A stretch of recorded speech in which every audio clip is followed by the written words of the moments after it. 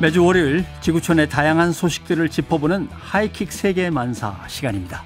오늘은 일리아 벨야코프 수원대 교수께서 스튜디오로 나와주셨습니다. 어서 오십시오. 네, 반갑습니다. 예. 네.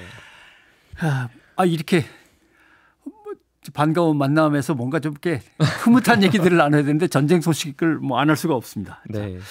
뭔가 새로운 국면으로 러시아 우크라이나 전이 좀 번져나가는 거 아닌가, 돌아서는 거 아닌가 하는 얘기가 나오고 있는데 그 키워드가 이제 북한군입니다. 북한군 수천 명이 러시아와 우크라이나의 교전지 쿠르스크에 도착했다. 보도는 이렇게 나왔는데 외신들 들어오시는 거나 러시아 쪽 소식 들으면 정확하게 지금 어떤 상황까지 가 있는 것 같습니까? 그러니까 지금은 거의 모든 측면들이 거의 모든 뭐 러시아도 그렇고 북한도 그렇고 서방이나 뭐 유럽도 그런데 확실한 증거를 제시하지 않고 확고하게 말하진 않습니다. 예. 그러니까 러시아 내에서는 그러니까 언론을 통해서 확실하게 뭐 들어왔다라든가 싸우겠다라든가 이런 확고한 말은 없지만 근데 이제 워낙 러시아 언론계에서는 그런 드나드는 가짜 뉴스가 너무 많기 때문에 사람들이 일단 믿는 걸로 받아들이고 있고 실제로 러시아 땅에 있는 것처럼 또 곧 지금 우크라이나의 전투에 거기 전선에 투입한 것처럼 이렇게 받아들여지고 있습니다. 예. 예를 들면 항상 뉴스 읽을 때 그래도 언론사에 근무하니까 이제 어디서 나온 소식인가라고 하는 소스를 갖다 이제 유심히 보는데 지금 말씀하신 대로 뭐 무슨 단체에서 나온 소식이긴 한데 그 단체는 누구의 텔레그램을 뭐 봤는데 그 텔레그램은 뭐 친 우크라이나 누구가 뭐 이렇게 그럼 이걸 어디까지 믿어야 되지 이제 이런 고민들이 많았습니다. 근데 쿠르스크라고 하는 곳은 지금 어떤 상황에 어느 정도의 중요한 곳입니까? 여기에 북한군이 도착했다. 지금 보도가 나왔기 때문에. 그러니까 정확하게 왜 쿠르스크 주인지 저도 아직은 모르지만 쿠르스크는 얼마 전에 뉴스에서 등장한 이유가 그거죠. 원래는 러시아 땅인데 네. 전쟁 이전까지만 해도 러시아 땅이었는데 지금 우크라이나가 이제 진격을 하면서 쿠르스크 주의 한 30%에 해당되는 땅을 점령하게 됐습니다. 예. 그러니까 러시아 땅으로 들어간 거죠, 우크라이나의 군이. 그래서 뭐 전선이 조금씩 왔다 갔다 하긴 하는데 아직까지 이제 쿠르스크 주에 우크라이나 군이 들어가 있고 실제로 거기서 지금 통제를 하고 있는 상황이기 때문에 러시아 입장에서 봤을 때 러시아 군으로 이제 우크라이나 군을 내밀 수 있는 여력이 안 되기 때문에 북한에서 도움을 도와달라는 게 아니었을까라는 것은 이제 제일 유력한 소리죠. 뭐 러시아든 북한이든 간에 사실은 서방 세계의 어떤 제재 같은 걸 다 받고 있기 때문에 그렇죠. 어찌 보면 뭐 당연한 거 아니야라고 할 수도 있지만 그래도 이제 명분상 예를 들면 서방의 미국이라든가 나토가 우크라이나를 더 지원할 수 있는 명분이 될 수도 있고 하기 때문에 그렇죠. 외교적으로 상당히 조심스러운데 러시아 소식으로는 북한군이 지원해서 들어왔다라는 걸 갖다 확실하게 인정을 하는 건가요? 확실하게 이것도 그러니까 확실하다는 걸 정의를 해야 돼요. 그러니까 푸틴 대통령이 자기 입으로 확실한 척했습니다. 네, 그러니까 부인하지 않고 그러면서도 인정하지도 않으면서 인정도 안 했지만, 그러니까 뭐 우리가 알아서 하겠다라는 약간 조롱식으로 하긴 했는데. 확실하게 이거 하고 있는지 아닌지를 우리가 사실상은 딱 이렇게 확고한 그런 증거는 없습니다. 그럼 러시아 언론들은 북한은 들어왔어. 들어온 게 분명해. 뭐 이런 식으로 뭐 이런 얘기를 식으로 합니까? 네, 거의 대부분 다 합니다. 그것도 지금 러시아 국내 상황은 뭐냐면 러시아 공식적인 언론을 통해서 뉴스가 보도되는 것보다 거의 모든 뉴스들은 텔레그램 채널을 통해서 보도가 돼요. 사람들이 그거에 대해서 훨씬 더 많이 믿고 있기도 하고 그래서 텔레그램 채널에 따르면 특히 이제 러시아 정부가 운영하는 텔레그램 채널에 따르면 들어가 있고 지금은 훈련 중이고 장비를 받고 있는 중이고 곧 투입될 거다라고 많이들 이제 얘기를 하고 있죠. 정부가 운영하는 텔레그램 속에서. 그럼 이제 이런 얘기들 할 거예요. 러시아 인구가 몇 명인데 북한에 그 사람들까지 데려다가라고 하는데 사실 뭐 전쟁이 벌어지면 손 하나가 다 급하죠. 뭐 하다못해 이쪽을 누가 막아줘야 그쪽에 있는 걸 빼서 전방으로 보낼 수도 있을 거고. 근데 병력 상황이 어느 정도의 어려운 상황인지 같은 게 얘기가 나올까요? 러시아 내에서는 계속 나오고 있죠. 이거는 어느 정도의 러시아 상황을 알아야 답이 나오긴 하지만 네, 러시아 내에서도 인력 부족이 매우 어마무시합니다. 너무 커요. 병력도 그렇고요. 그러니까 지금은 푸틴이 2020년 9월에 동원령을 내린 적 있죠. 그때 워낙 너무 사회적인 반응이 안 좋기 때문에 다시 한번 같은 지시령을 내리는 게 되게 자제하는 분위기예요. 하지만 사람이 계속 죽어나가고 계속 필요하기 때문에 이제 돈을 뿌리기 시작한 건데 돈도 계속 이제 끝없이 부릴 수 없는 그렇죠. 그런 자원이기 때문에 최대한 전선으로 보내고 소위 이제 총알바지로 쓸 수 있는 그런 인력이 필요한데 그걸 자기 사람들을 보내면 그 사람들에게 돈도 나가고 그 유가족의 돈이 나가야 하기 때문에 그렇죠. 차라리 아예 해외에서 인력을 어떻게든 이제 섭외를 해서 보내는 게 훨씬 또 돈 쪽으로 봤을 때 긍정적인 면에서 봤을 때 러시아에 유리한 거죠. 뭐 저희도 겪어는 봐서 알겠습니다. 베트남 전쟁 때 그랬거든요.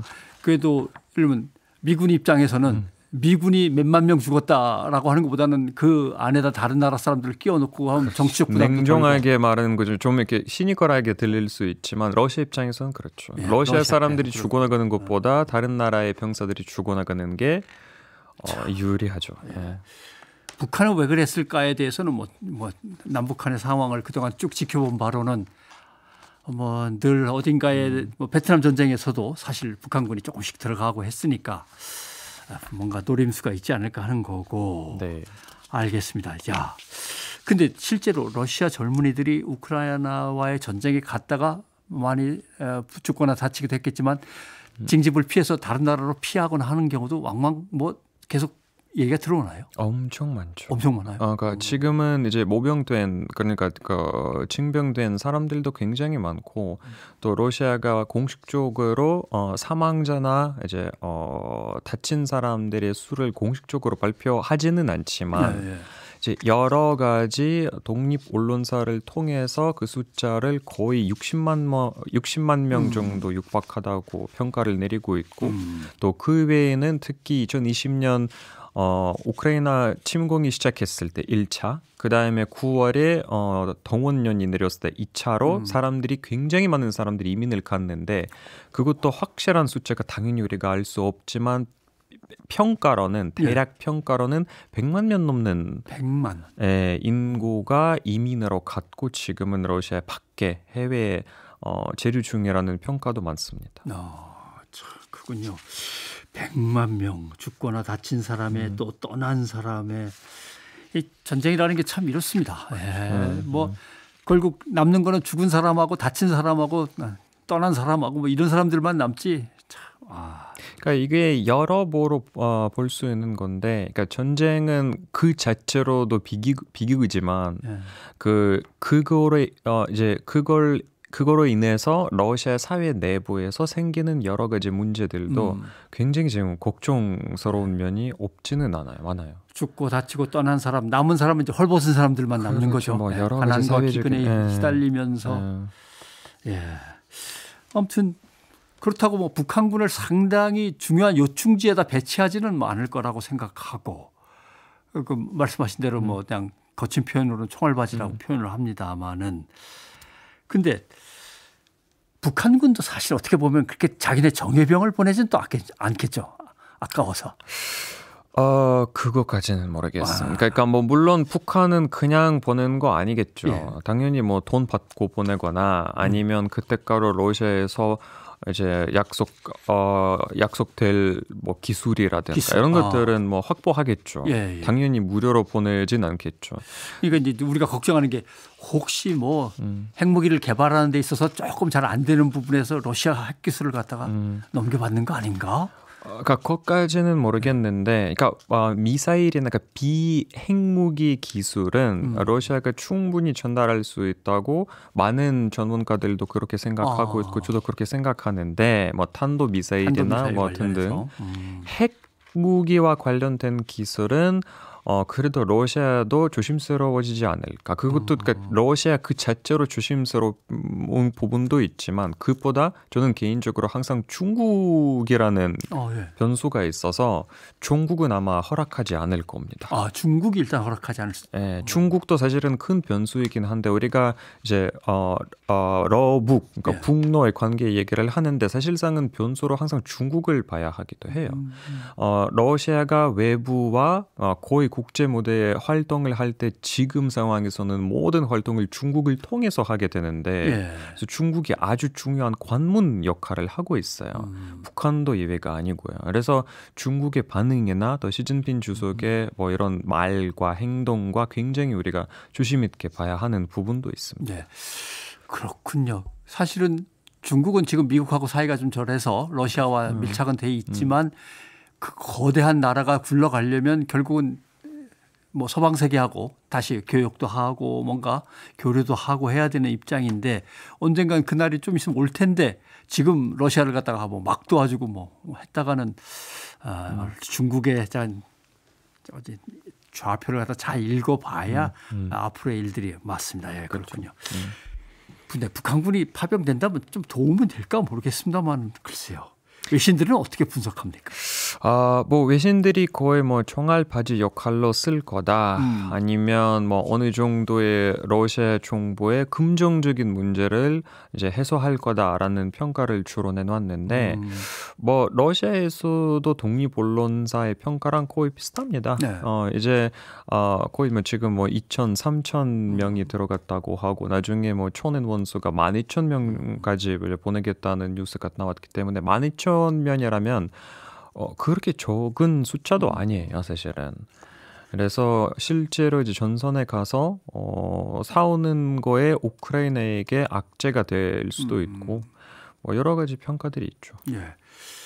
이제 한국으로 이야기를 이제 다시 돌려본다면 우리 정부는 우크라이나에 뭐 무기 지원 얘기를 꺼낸단 말이에요. 그것도 뭐 살상 무기 얘기가 나왔다고 하는데 그렇게 쉽게 나올 얘기는 아닌 것 같은데 그냥 뭐 검토해 보겠다 이런 쪽의 얘기였는지 모르겠습니다만은 러시아는 한국이 우크라이나를 직접적으로 이렇게 지원하는 거에 대해서 뭐 대단히 또 펄쩍 뛸 것이고 이 한러 관계를 이렇게 어떻게 풀어나가야 될지 고민입니다.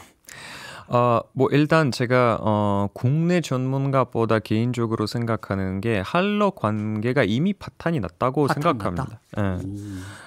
이거는 굳이 그러니까 지금의 상황에서 한러의 관계를 유지라기보다는 이 모든 상황이 종료가 되고 난 다음에 다시 재건설해야 하는 상황이기 때문에 굳이 러시아의 눈치를 볼 필요가 있나 싶을 정도입니다. 저는 개인적으로. 또 여러 이유로 그렇게 생각하는데 첫 번째 러시아는 일단 한국의 뭔가의 주권을 갖고 있는 나라라고 보지 않기 때문에 무조건 한국이 미국의 허락 없이 살살 무기를 보내지 않을 거라고 생각하고 있기 때문에 한국이랑 굳이 이야기할 필요 없고 미국이랑 얘기를 해야지라고 생각할 거고 또 만약에 그러니까 그렇지 않을 거라고 저도 믿고 싶지만 만약에 살상 무기를 지원하게 되면 러시아가 딱히 한국에 보복할 길이 거의 없어요. 예. 사실상.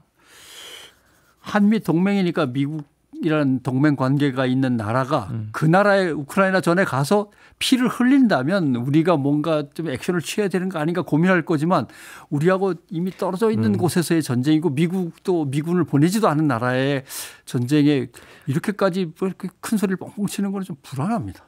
불안하죠. 네, 그렇게 저도 절대 안 된다고 개인적으로 생각하고 있습니다. 이 전쟁은 지구 반대편에 생긴 전쟁이고 한국과 아무런 관련이 없는 전쟁이기 때문에 굳이 그러니까 이거 개입할 필요도 없고 개입했다가 또 이득보다 손실이 훨씬 더 크기 때문에 이거는 정부로서의 다시 한번 대한민국이라는 나라의 국익을 최우선시하면서 다시 한번 생각해봤으면 하는 부분입니다. 예.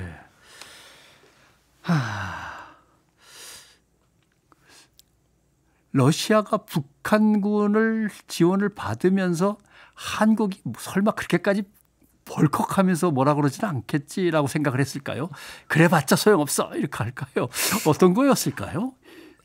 신경 안 쓰는 것 같습니다. 신경 안 쓰는 것. 그러니까 러시아는 굳이 한국의 눈치를 볼 필요도 없고 미국만 잘 살펴보면 어차피 되는 거고. 그렇죠. 그러니까 러시아 입장에서 봤을 때는 살펴봐야 하는 것은 미국이지 한국이 아니기 때문에 그래서 뭐 굳이 이걸 한국의 뭐 반응이나 이거는 저는 그렇게 막 고려하면서 낸 결정이라고 보진 않습니다. 지금 한국까지 고려하면서 전쟁 치를 하긴 여건은 아닐 것 그렇죠. 같습니다.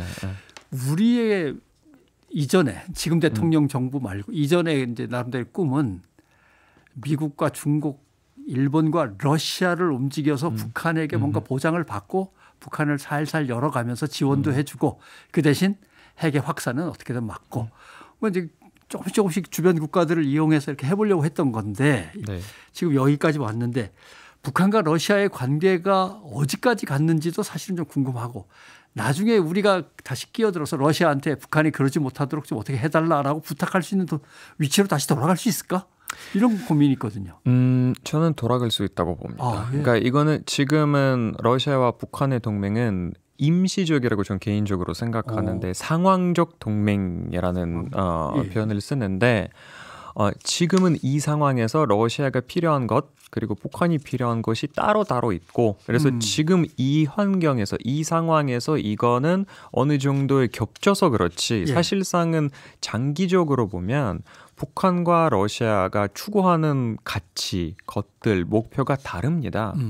그래서 앞으로는 그 전쟁이 어떻게 끝느냐가 물론 중요하겠지만 그 이후에 벌어질 일들이 러시아와 북한이 그렇게 많이 친밀해지고 친하게 지낼 그런 확률이 전 거의 그러니까 높지 않다고 개인적으로 봅니다. 요것도 궁금합니다. 이제 미국 대선이 얼마 안 남았습니다. 그쵸. 자, 해리스냐 트럼프냐. 둘이 누가 대통령이 되냐에 따라서 우크라이나 러시아전은 양상이 달라질 건지. 그렇죠. 어떻게 보십니까? 러시아 통 입장을 한번 달라질 거라고 봅니다. 일단은 만약에 해리스가 된다면 상황의 변화가 없을 거라는 게 우세적인 겁니다. 그냥 그대로 갈 겁니다. 지금 상황이 이어서 뭐 4년인지 얼마인지 모르겠지만 큰 변화가 없을 거겠고 트럼프가 만약에 된다면 말 그대로 정답은 모릅니다입니다. 모릅니다? 정답이 모릅니다입니다. 네, 정답은 모릅니다. 그러니까 트럼프라는 인물 자체가 예측하기 불가한 그런 변수이기 때문에 누구의 편을 들지 어떤 말을 내세우고 나설 건지 뭘 할 건지 아무도 모르기 때문에 이건 사실은 그러니까 트럼프가 지금 유세를 하면서 한 말을 바탕으로 하면 이미 2016년에 트럼프가 한 말은 대통령이 되고 나서 다 뒤집혔어요.